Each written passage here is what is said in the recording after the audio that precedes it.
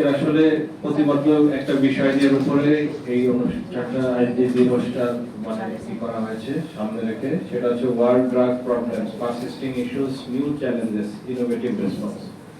একজন বক্তা এখানে বলেছিলেন যে প্রতি বছর এখানে বসি কিন্তু কোনো উন্নতি আর হয় না, যে অবস্থা আছে তার থেকে অবনতি হয়। আসলে দেখেন মানে প্রতিনিয়ত এখানে এই জন্য এখানে বলা আছে যে নিউ চ্যালেঞ্জেস বিষয়টা কিন্তু এখানে আসছে যে অবস্থা আগে আপনি 2003 সালে যে অবস্থাটা ছিল সেই অবস্থাটা কিন্তু এখন নাই। এখন নতুন নতুন সমস্যাগুলো সামনে চলে আসছে প্রতিনিয়ত।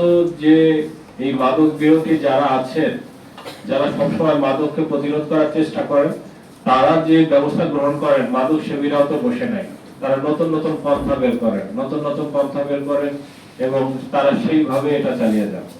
মৌলভীবাজার জেলা একটা ঐতিহাসিক ভাবে একটা শান্তিপূর্ণ জেলা এবং এর সাথে সীমান্তবর্তী জেলা, এর 5টা থানার সাথে সীমান্ত আছে।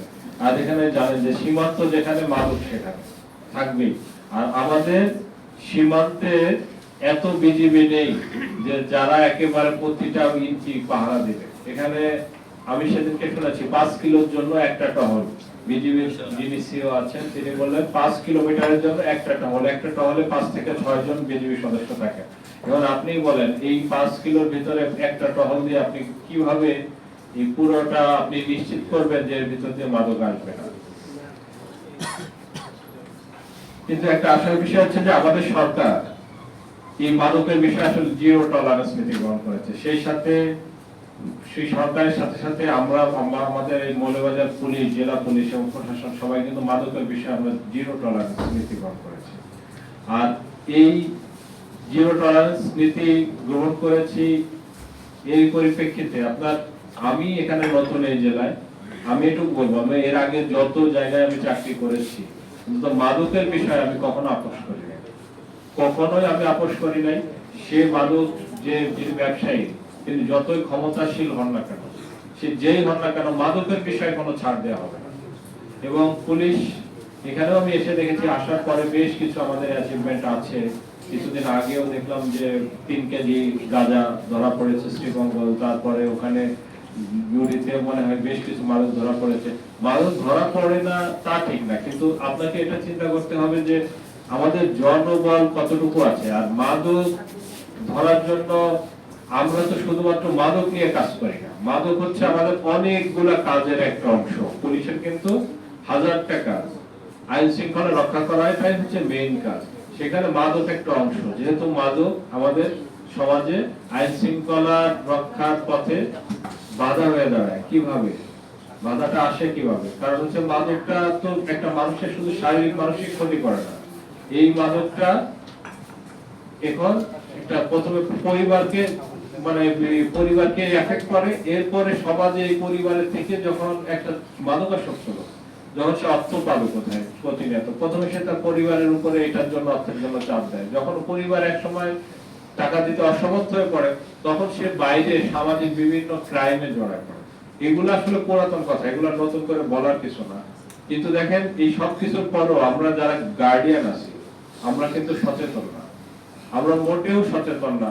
আমার বাচ্চাটা আগের যুগে, আমি সেদিনকে ওই যে আইন শৃঙ্খলা মিটিং এ বলেছিলাম যে আমাদের সময় আমরা যখন বড় হয়েছি সে 80-র দশকে, এই মিলেনিয়াল যারা বলে আমরা মানে জেনারেশন, এখন তো জেনারেশন জেন জি আলফা বিটা চলে আসছে।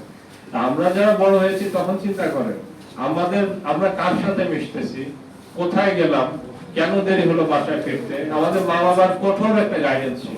কিন্তু এখন কিন্তু নাই। এখন বাচ্চা যদি সন্ধ্যার পরে আমরা বাইরে জীবনে তো চিন্তা করতে পারি, এখন সন্ধ্যার পরে সবাই ঘুরতে বের হয়, চায়ের আড্ডা দিতে বের হয়। আমরা এই যে গার্ডিয়ান, এখানে ম্যাক্সিমাম তো গার্ডিয়ান আছেন আর ছোট বাচ্চা আছে, যারা কিন্তু যাদের নিয়ে আমাদের আজকে মাথা ব্যথা, ওই শ্রেণীটা কিন্তু আজকে নাই এখানে। তো থাকলেও বুঝতে পারতেন। আমি এই জন্য বলতেছি যে যারা হচ্ছে কি যাদেরকে নিয়ে আমাদের মাথা ব্যথা হওয়ার কথা ছিল তাদের নিয়ে মাথা ব্যথা নাই। আমরা আছি এখানে মিটিং করতে, করতে, কিন্তু বাসায় গিয়ে আমার সন্তানটা আসলে কার সাথে মিশতেছে, কি করতেছে, কোনো কিছু আমাদের মানে তদারকি নাই। আমার চলতেছে। একটা ছেলে রাত্রেবেলা আসলো, সে কি নেশা করে আসলো? তার তো এই যে আমার পাশে ডাক্তার সাহেব আছেন, উনি তো ভাই বলতে পারবেন যে যারা দীর্ঘকাল নেশা করে দেখলে বোঝা যায় যে তার মধ্যে কিছু শারীরিক পরিবর্তন আছে। এটা তো প্রত্যেক মা বাবার বোঝা উচিত। সেই জিনিসটা তিনি কিন্তু বুঝতেছেন না, মা বাবা খেয়ালই করতেছেন না। আচ্ছা করতেছে, করুক ছেলে।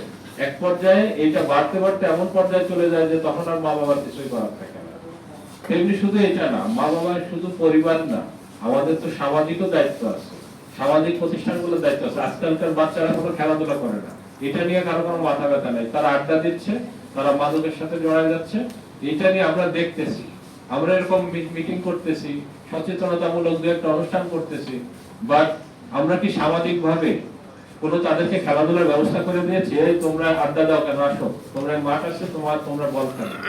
এখন তো সবাই বসে বসে মনে হয় ইয়াবা নিয়ে, মানে ইয়াবা সেবন করার বিশ্বকাপ টিভিতে খেলা দেখে। আর বাবা, তোমার তো নিজেরই খেলার কথা, তোমার এই বয়সটা তো নিজের ফুটবল নিয়ে তোমার মাঠে থাকার কথা। বিকাল বেলা রাতে তুমি খেলা দেখো, দিনের বেলাতে তুমি অন্তত খেলাধুলা করবে।